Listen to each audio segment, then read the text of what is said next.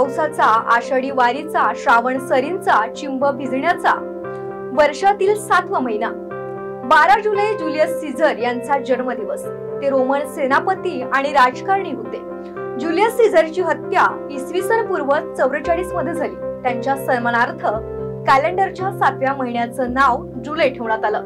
चला मग या महिन्यातील वैशिष्ट्य, घटना आणि सण उत्सव जाणून घेऊयात। नमस्कार, मी प्रियंका, आपण बघत आहात शंखनाद आवाज सत्याचा। मी आज आपल्यासाठी एक आगळी वेगळी गोष्ट घेऊन आली आहे।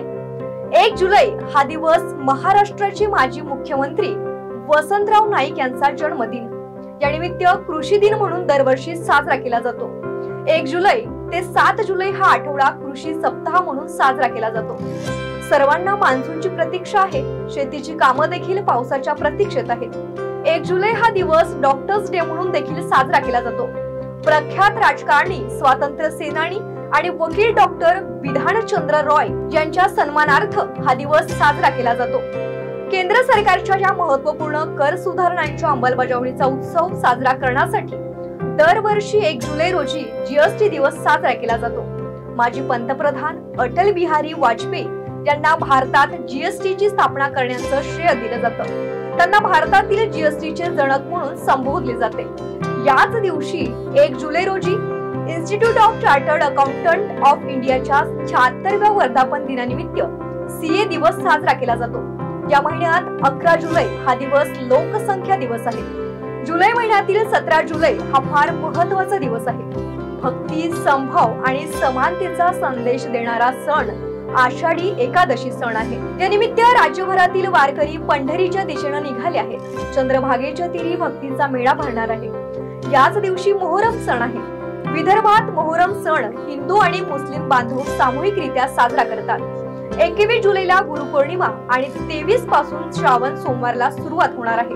सध्या महाराष्ट्रात पावसाळी अधिवेशन सुरू आहे। 14व्या विधानसभेचं हे शेवटचं अधिवेशन।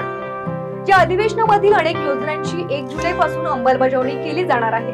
राज्य सरकारकडून सिलेंडर बाबत मोठा निर्णय घेतला आहे। प्रत्येक पात्र कुटुंबाला वर्षाला 3 सिलेंडर मोफत देणारी मुख्यमंत्री अन्नपूर्णा योजनेची घोषणा करण्यात आली। पर्यावरण संरक्षणाला ही योजना सहाय्यभूत ठरेल। 52,16,412 लाभार्थी कुटुंबांना या योजनेचा लाभ देण्यात येईल। राज्य सरकार 25 लाख महिलांना लखपती दीदी बनवणार आहे। राज्यात 10,000 पीक रिक्षा महिलांसाठी देण्यात येतील। नवीन रुग्णवाहिका खरेदी केल्या जातील। बचत गटाच्या निधीत 15,000हून 30,000 रुपयांची वाढ केली जाईल। व्यावसायिक शिक्षणामध्ये 8 लाख रुपयांचं उत्पन्न असलेल्या मुलींना 100% सवलत दिली जाणार आहे। मत्स्य बाजार स्थापना केला जाणार आहे। बांबूंची लागवड केली जाईल। महाराष्ट्र सिंचन सुधारणा प्रकल्प हाती घेतला जाणार, अशा घोषणा देखील करण्यात आल्या। मुख्यमंत्री माझी लाडकी बहीण योजना अंतर्गत 21 ते 60 वयोगटातील पात्र महिलांना शासनातर्फे दरमहा 1500 रुपये दिले जाणार आहे। 1 जुलै या योजनेची अंमलबजावणी केली जाणार आहे। या योजना अंतर्गत लाभार्थी महिलांना 1500 रुपये प्रतिमाह दिले जाण्याची शक्यता आहे।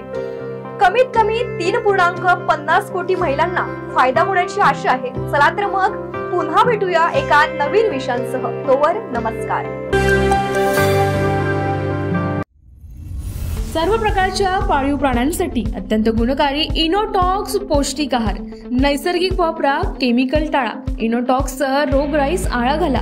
पशुखाद्य टेक्नॉलॉजिकल ऑडिटिव्ह उत्पादनासाठी महाराष्ट्रातील सर्व जिल्हे व तालुक्यात डीलर्स नेमणे आहे। अधिक माहितीसाठी संपर्क करा 8446625542 738775157।